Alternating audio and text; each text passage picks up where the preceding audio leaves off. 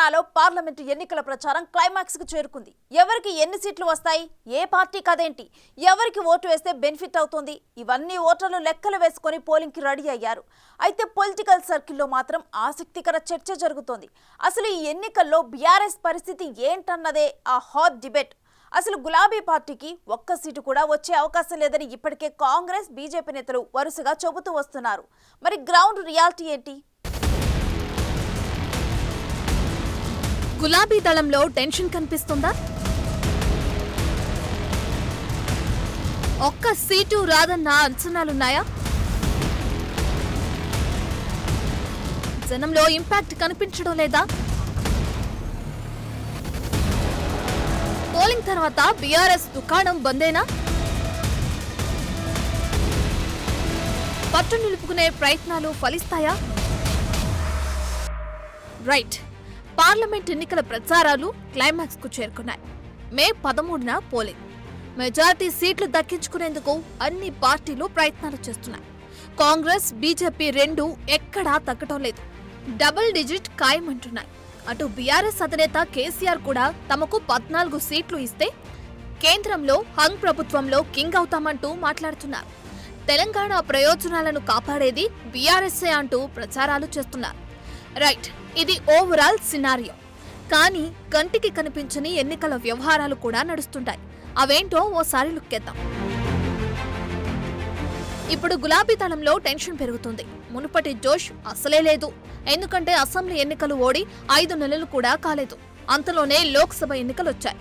ఈ గ్యాప్ లో ఏం చెప్పి ప్రచారాలు చేయాలన్న విషయంపైన సందిగ్ధతే కనిపిస్తుంది. ఓవైపు మోడీ విధానాలను ఎండకడుతూ, ఇంకోవైపు రాష్ట్రంలో కాంగ్రెస్ 6 గ్యారంటీలను అమలు చేయడం లేదని, కరెంటు లేదని ఇలాంటి ప్రచారాలతో పని కానిచ్చేస్తున్నారు. కానీ ఇది సరిపోవడం లేదు. ఇప్పుడు తెలంగాణ లోక్సభ ఎన్నికల్లో కాంగ్రెస్, బీజేపీ మధ్య పోరుంటుందని గతంలో సర్వేలు కూడా వెల్లడించాయి. ఓవరాల్ గా చెప్పాలంటే ముక్కోణపు పోటీ ఉంది. కానీ మూడో కోణమైన బీఆర్ఎస్ మాత్రం ప్రచారంలో వెనుకబడిపోయిందంటున్నారు. లోక్సభ ఎన్నికలు వేరు, అసెంబ్లీ ఎన్నికలు వేరు. ప్రజల అవసరాలు, మూడ్ అన్నీ మారిపోతుంటాయి. కేంద్రంలో ఎవరు వస్తే బాగుంటుందన్న ఆలోచనను జనం ఖచ్చితంగా చేస్తారు. చెప్పాలంటే కేంద్రంలో ఓవైపు కాంగ్రెస్, ఇంకోవైపు బీజేపీ బలమైన జాతీయ పార్టీలు, మిగతావన్నీ ప్రాంతీయ పార్టీలే.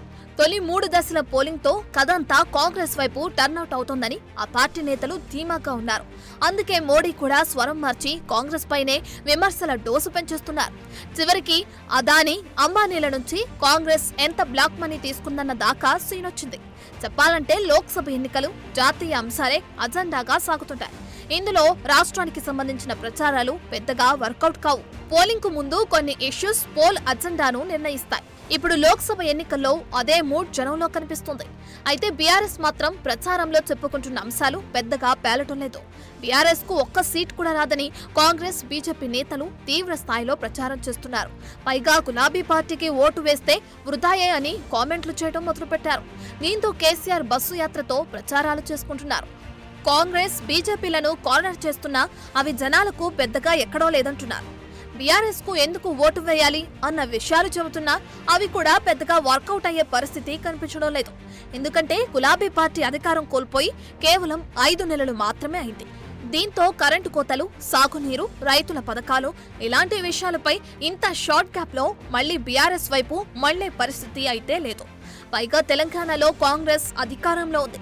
అటు కేంద్రంలోనూ ఇండియా కూటమి స్పీడ్ పెరిగింది. దీంతో 2 చోట్ల ఒకటే ప్రభుత్వం ఉంటే మేలు జరుగుతుందన్న ఉద్దేశంలో ఓటరు నాడి కనిపిస్తోంది.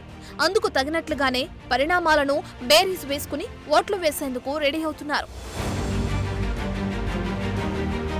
అసలు మ్యాటర్ ఏంటంటే తెలంగాణలో ఓవైపు కాంగ్రెస్, ఇంకోవైపు బీజేపీని తట్టుకుని నిలబడడం కేసీఆర్ కు పెద్ద సవాల్గా మారింది.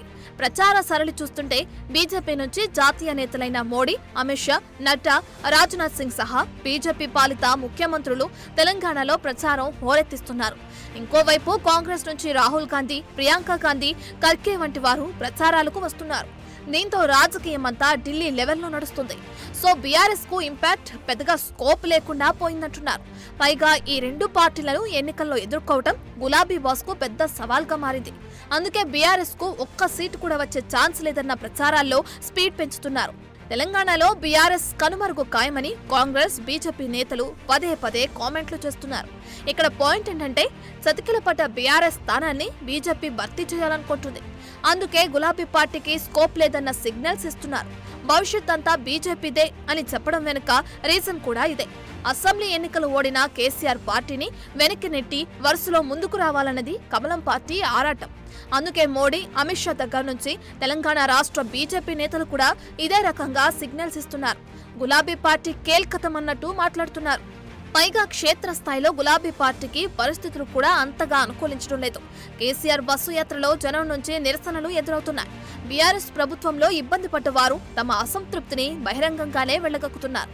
ఒకవైపు పార్టీ గ్రాఫ్ తెలంగాణలో రోజు రోజుకు దిగజారిపోతుంటే కేసీఆర్ మాత్రం ఎక్కువ ఎంపీ సీట్లు గెలిపిస్తే ప్రధాని అభ్యర్థిని డిసైడ్ చేస్తా, ఢిల్లీలో చక్రం తిప్పుతా, కింగ్ మేకర్ అవుతా అన్నట్టుగా మాట్లాడుతున్నారు. అంతేకాదు ఎవరు ఊహించని లోక్సభ ఫలితాలు ఉండబోతున్నాయని, బీఆర్ఎస్ కు భారీగా సీట్లు ఖాయమని చెప్పుకొస్తున్నారు. ఇటీవలి అసెంబ్లీ ఎన్నికలకు ముందు కూడా బీఆర్ఎస్ కు 85 సీట్ల దాకా వస్తాయన్నారు కేసీఆర్.